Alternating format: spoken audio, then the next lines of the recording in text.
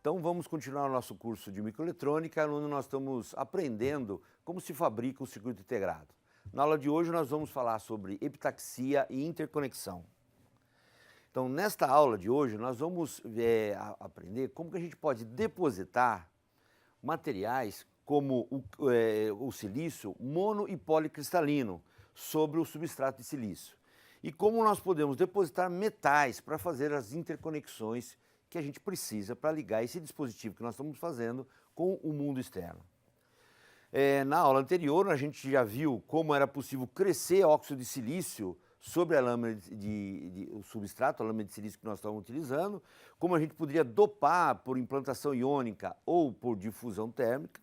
E na aula anterior, nós vimos como depositar, principalmente camadas dielétricas, sobre a lâmina, mas a gente pode depositar também semicondutores e condutores, né? E vimos também como a gente pode remover qualquer material que a gente deposite, né? A gente pode fazer isso para preparar e fazer o circuito integrado que foi projetado pelo nosso projetista. Então vamos lá. Na deposição dos materiais que nós vimos na aula passada, o que acontece é que nós estamos depositando qualquer tipo de material, mesmo que a ênfase tenha sido para dielétricos. A gente pode, o SO2, o nitreto de silício, o óxido de áfnio, nós podemos também depositar condutores, como alumínio, cobre, podemos depositar semicondutores, como o silício policristalino, o silício amorfo, o arseneto de galho.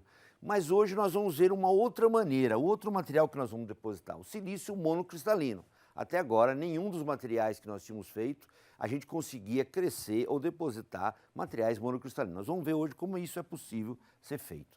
Então, qual é o processo que vai permitir isso? A gente chama de epitaxia.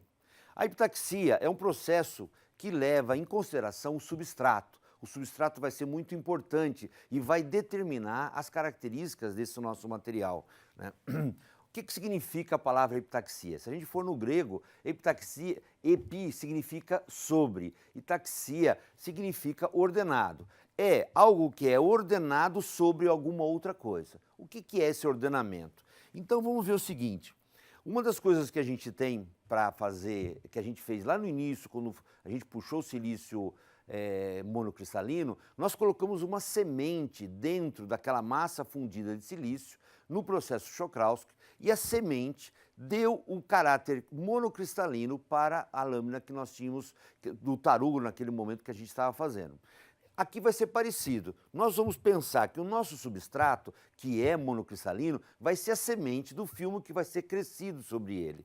E esse material, em certas condições muito peculiares de deposição, vai permitir que, conforme a gente vai crescendo esse material, ele vai adquirindo as características do substrato. Portanto, eu só vou poder fazer um material monocristalino se eu tiver um substrato monocristalino. E eu posso fazer também um material policristalino, que nós vamos ver que vai ser muito, muito importante para toda a microeletrônica. Mas aí é uma escolha minha. Quer dizer, a obtenção do material amorfo ou policristalino, eu posso fazer também sobre outras estruturas, mas o monocristalino é somente sobre a lâmina de silício. A epitaxia pode ser classificada de diversas maneiras. Uma das maneiras que a gente vai ser importante é quando eu deposito o mesmo material do substrato. Eu chamo de homoepitaxia. Eu posso ter um silício muito dopado em cima de um silício tipo P. E eu posso ter também uma heteroepitaxia, quando o material depositado sobre o substrato é totalmente diferente, como o arseneto de galho sobre silício, o arseneto de galho dopado com galho sobre arseneto de galho. Então, esse processo vai ser muito interessante pelo jogo de materiais que eu vou poder depositar sobre a minha lâmina. A maioria dos processos epitaxiais são CVD, são como a gente viu na aula passada, em fase vapor, mas não todos são CVD. Nós temos também o transporte físico, que é no caso o MBE, que é o Molecular Beam Epitaxy, tá? Que é um processo que vai crescer essas amostras por transferência de massa. Nós vamos ver um pouquinho nessa aula também. Nós podemos obter esses materiais sem carbono e sem oxigênio. Por que sem carbono e oxigênio? Se eu obter uma camada monocristalina crescida dessa maneira, eu não tenho os problemas que eu poderia ter lá na lâmina de Czochralski ou fusão zonal, onde eu precisei ter carbono e oxigênio em torno do processo de produção, que acabava contaminando a minha lâmina. Aqui eu não tenho esse problema mais. E eu vou ter, o que é o mais importante de tudo, eu vou poder crescer uma camada volumétrica totalmente dopada e igualmente dopada. Nós vimos também na aula de dopagem que o perfil tanto da difusão térmica como da implantação iônica, eles têm perfis particulares, né? Segundo a difusão térmica, eu segui a lei de Fick, certo? Eu tinha uma distribuição ou erro complementar ou gaussiana, e eu tinha uma distribuição toda peculiar para a implantação iônica, que eu tinha que jogar com isso, eu não tinha uma dopagem constante. No caso de epitaxia, vai ser possível obter esse homogeneamente dopada, que vai ser muito importante para os processos que a gente vai utilizar. O processo de epitaxia é muito dependente dos reatores, da geometria, da forma, da arquitetura dos reatores. Então, dependendo da arquitetura dos reatores, eu vou ter mais lâminas, menos lâminas, mais homogêneas, otimizadas para alguma aplicação. E no caso do epitaxia, vai ser um processo completamente diferente. Aqui é uma fase gasosa, eu entro com os gases, provoco a reação desses gases para depositar o material que eu desejo, e no caso do MBE, o que eu vou fazer? Eu vou ter câmaras de efusão que vão evaporar de uma maneira controlada qualquer material que eu tiver dentro dessa câmara para depositar com uma estequiometria que eu queira em cima de um substrato. Então eu posso ter uma série de células de fusão com 5, 6, 4, 3 materiais e ter a evaporação simultânea. E dependendo das condições de temperatura e de pressão, obter diversos materiais para aplicação em microeletrônica. Como que é o processo de dopagem? Já que é muito importante, como eu disse para vocês, que eu possa crescer essa camada epitaxial com um perfil constante de dopagem, eu posso entrar, por exemplo, na parte de fase gasosa, com diborana, fosfina e arsina, né? Gases com alta periculosidade, que eu tenho que trabalhar num ambiente controlado, sob vácuo, mas que dependendo do material que eu tenho, ele tem uma absorção e uma dopagem em função da temperatura. Repare que as temperaturas vão de 1.100 a 1.300 graus. Tá? Mas eu posso ter dopagens muito elevadas, de 10 a 14 a 10 a 18 átomos por centímetros cúbicos. É uma dopagem muito alta e homogeneamente dopada. Eu tenho uma uniformidade radial na lâmina que é de até 10%, quer dizer, eu tenho uma variação de 10%, que é relativamente boa, e variação de uma corrida para outra de 20%. O que se evita, como eu vou depositar sobre a lâmina, eu não tenho uma dopagem de todos os lados, eu posso proteger a superfície, por exemplo, de trás da lâmina, para que não haja incorporação de nenhuma camada, mesmo que seja de uma maneira muito pequena. Bom, a epitaxia tem um problema. Como ela é feita com uma temperatura muito elevada, ocorre o seguinte, que depois que eu construí essa camada epitaxial, se eu tenho, por exemplo, é normal que eu faça uma camada enterrada e depois faça uma camada epitaxial, pode ocorrer que dopantes que estão na minha camada epitaxial, eles possam ou sair e dopar uma outra região que eu não tenho controle, ou para fora da região que estava já previamente dopada, ou perder esse dopante para o ambiente. Então, a autodopagem é um problema que eu tenho que cuidar e acompanhar para ver se não está afetando o meu resultado. E aqui vem a parte mais interessante desse processo, que dependendo da fração molar, por exemplo, do tetracloreto de silício em hidrogênio, eu posso obter o material policristalino ou monocristalino, e a única maneira de fazer o material monocristalino é esse tipo de processo. Só que veja o seguinte, eu tenho, conforme a quantidade ou a fração molar que eu tenho de tetracloreto de silício em hidrogênio, ele pode fazer um processo que é de corrosão da camada existente na minha lâmina. Ou eu posso depositar material policristalino ou material monocristalino. São faixas muito estreitas. Por exemplo, se eu fizer uma projeção destas condições aqui, somente nestas condições que eu obtenho material monocristalino. São duas janelas possíveis, simplesmente mudando a fração molar de tetracloreto de silício em hidrogênio. Eu obtenho taxas diferenciadas de monocristalino ou de policristalino. Essa camada epitaxial policristalina vai ser muito utilizada. Vai ser uma maneira de eu depositar um material que vai ter características metálicas de condutividade elevada e poder continuar trabalhando em alta temperatura.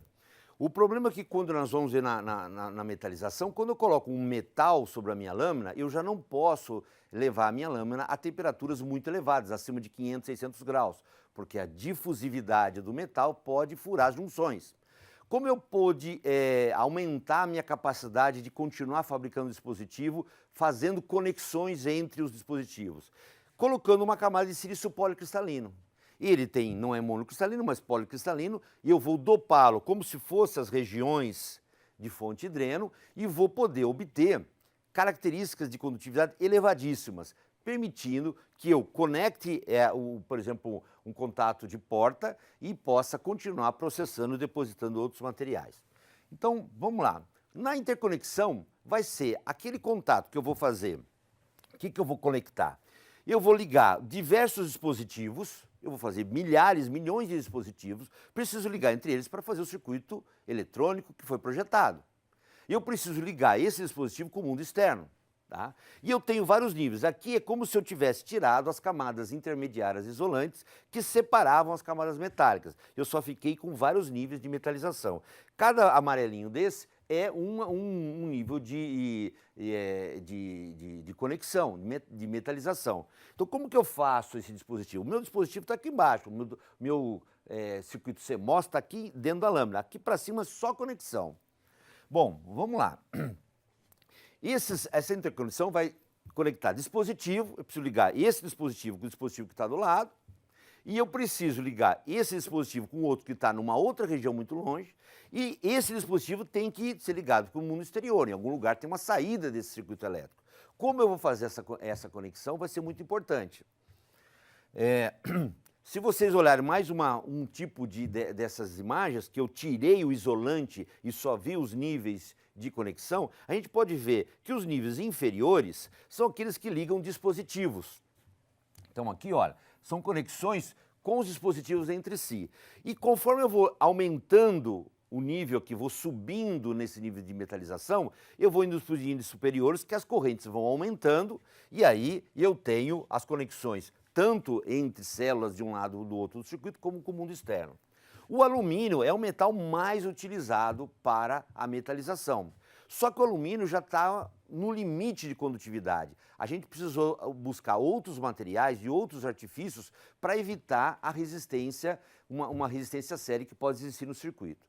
Toda vez que eu tenho uma resistência, eu tenho uma perda por efeito Joule. Se o circuito esquentou, e a gente pode ver que quando a gente põe no computador, e a gente olha o computador esquenta muito, ali eu estou gastando energia para nada. Eu não quero esquentar, meu computador não foi feito para ser uma fritadeira, certo? Quando ele está esquentando, eu estou perdendo energia. E perda de energia não é só consumo de energia, é atraso. Se eu estou gastando energia para poder esquentar, significa que não está fazendo o que tem que fazer, que é calcular, ver, processar a imagem, coisas desse tipo. Então, sempre eu quero evitar a perda por aquecimento.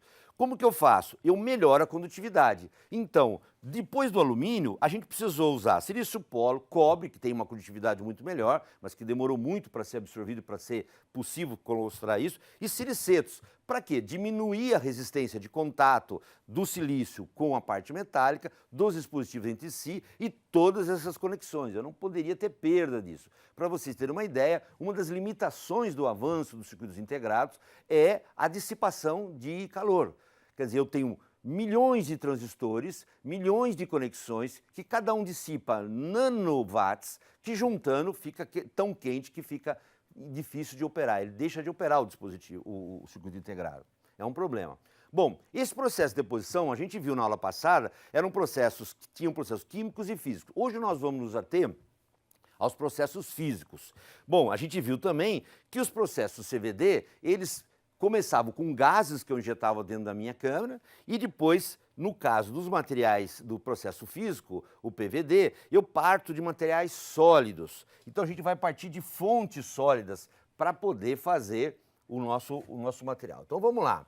O processo de PVD significa Physical Vapor Deposition, é um material que eu vou transportar carga, transportar material de um cadinho de algum lugar para o meu circuito integrado. Tá? Então o que eu posso fazer? O material a ser depositado em fase sólida, metálico, um filamento, alguma coisa assim, é vaporizado por um processo físico. Eu tenho que vaporizá-lo. Eu abaixo a pressão, eu aqueço esse material e sublimo esse material. Ele vira vapor. Tá? Por aquecimento ou por sputtering, que a gente vai entender o que significa a palavra, o processo de sputtering. O vapor é transportado da fonte que eu tinha até o substrato através de uma região de baixa pressão, de tal maneira que ele possa sublimar e espalhar por toda a minha campânula, de modo a depositar também na minha lâmina. O vapor condensa sobre o substrato, ele chega em cima do substrato, numa temperatura mais baixa, e ele condensa e deposita ali. É essa forma que eu vou transferir, eu vou fazer uma deposição por fase física. Como que é essa deposição? Então, o processo, por exemplo, um reator normal, o mais simples é uma evaporação térmica. Eu tenho uma campânula, tenho as minhas lâminas colocadas aqui numa forma esférica, tenho o meu filamento aqui que eu vou passar uma corrente, vou levar a temperatura em cima do filamento, eu vou colocar o que eu quero depositar, o alumínio, por exemplo, tá? E ele, baixa pressão, alta temperatura, sublima e pum, evapora em toda a campânula, inclusive na minha lâmina. Todo esse ambiente está em vácuo e eu posso obter o meu filme. O vapor é transportado até onde está a minha lâmina e eu deposito esse material, ele condensa em cima do coisa. Bom, como que é essa evaporadora? É uma campana, tem uma fonte de corrente elevada e eu posso usar tanto um filamento que eu coloco apoiado dentro dele o material que eu quero evaporar, qualquer metal que eu queira evaporar, como eu posso ter um cadinho que para massas maiores eu posso utilizar. Essa aqui, para vocês terem uma ideia, a taxa de deposição do alumínio vai depender da massa molecular, no caso do alumínio, da massa molecular do alumínio, da temperatura e da pressão de vapor, eu consigo ter taxas de deposição de praticamente qualquer coisa. Eu preciso chegar no ponto de fusão desse material. Vantagens são várias, a taxa elevada, baixa energia para o alumínio, alto vácuo tem baixa contaminação, porque está em vácuo, não tem contaminação no filme depositado, e baixo aquecimento das amostras, porque elas estão longe da região de aquecimento. Dificuldade de controlar as ligas, se eu tenho uma liga, vai evaporar o de ponto de fusão primeiro, então é complicado. Não é difícil realizar a limpeza, é difícil realizar a limpeza in situ. O recobrimento de degrau é melhor no caso do sputter, que a gente vai ver em seguida, é um pouco difícil de a gente recobrir superfícies verticais, e tem um probleminha de dano de radiação que a gente precisa evitar, e tem uma contaminação do aquecedor. Isso que é a questão. Aquele cadinho que a gente tinha aqui, que a gente estava utilizando, quando eu aqueço, ele também é evaporado junto com o material que eu quero aquecer. Eu quero depositar alumínio, e ele geralmente é de tungstênio, então sai um pouquinho de tungstênio, sai um pouquinho de alguma outra coisa, de tântalo que é utilizado. E isso é inconveniente. Por isso, e a gente tem um outro processo agora também, que é por evaporação, que chama electron beam, ou feixe de elétrons. Como que é isso aqui? Tem uma campânula, também muito parecido, só que a fonte para aquecimento, para geração do material a ser depositado, não é mais um filamento. É o quê? É um sistema seguinte, que eu tenho um filamento que vai gerar elétrons e através de campo magnético em torno desse feixe de elétrons, eu incido esse feixe de elétrons em cima do material que eu quero depositar. Então eu ponho aqui um cadinho com o material, seja lá o metal que eu queira, incido elétrons sobre ele e continuamente, enquanto o feixe de elétrons estiver funcionando, estiver incidindo, eu vou evaporando lentamente o meu material. Com isso eu posso pôr qualquer metal aqui e chegar no ponto de fusão dele. Qual a vantagem? O filamento fica escondido, então ele mesmo que só saia um pouquinho, não vai na minha amostra. Esse tipo de material vai ser um pouco mais puro do que na evaporação térmica tradicional, via filamento. E aqui, nesse caso, eu vou ter uma taxa lenta que eu posso interromper e ter precisão na deposição desse material, mais que na evaporação. tá? Que é um pouquinho mais difícil. Então, isso facilita o controle da deposição, o fato de ter essa corrente eletrônica incidindo sobre a região de fundição do que eu quero evaporar e apresenta muito menor contaminação. Bom, esse material é livre de contaminação, evapora qualquer material, só que tem um problema. Esse feixe aqui, eu tenho que sintonizar direitinho para cair em cima do que eu quero depositar. Se ele cair na borda ou no cadinho, eu posso gerar raio-x e aí perder e danificar o meu material. Aí eu tenho o último material, a última técnica, que é o de sputtering, que a gente chama de borrifamento, um borrifamento catódico. Como que é isso? Em vez de agora ter um filamento que vai vaporizar o material, eu vou incidir argônio, eu ionizo o argônio e incido, através de diferença de potencial, sobre um alvo do que eu quero evaporar, do que eu quero depositar. Vamos pensar aí um metal, uma liga, o que eu quiser. E esse argônio incide sobre o cara e borrifa. E sai material para todo lado. Só que isso aqui sai ionizado. Aí eu ponho uma diferença de potencial entre o substrato, que é a minha lâmina, e onde está o alvo, e esses rios, tum, vão depositar em cima do meu substrato. Qual é a vantagem? Não tem filamento, não tem cadinho, não tem nada. Tem um alvo com uma área que pode ser grande quanto eu queira, tá? E eu posso depositar com muito controle, mais ainda que o electron beam, e com outra coisa, eu posso colocar oxigênio nesse ambiente aqui e fazer uma deposição reativa, depositar um óxido, depositar uma liga. Eu posso pôr uma liga tranquilamente aqui que não tem ponto de fusão na jogada, é só borrifamento. A mesma coisa que eu pegasse uma pedra e jogasse em cima de uma superfície líquida, ela vai borrifar, seja lá que líquido for, não importa o líquido que eu tenha.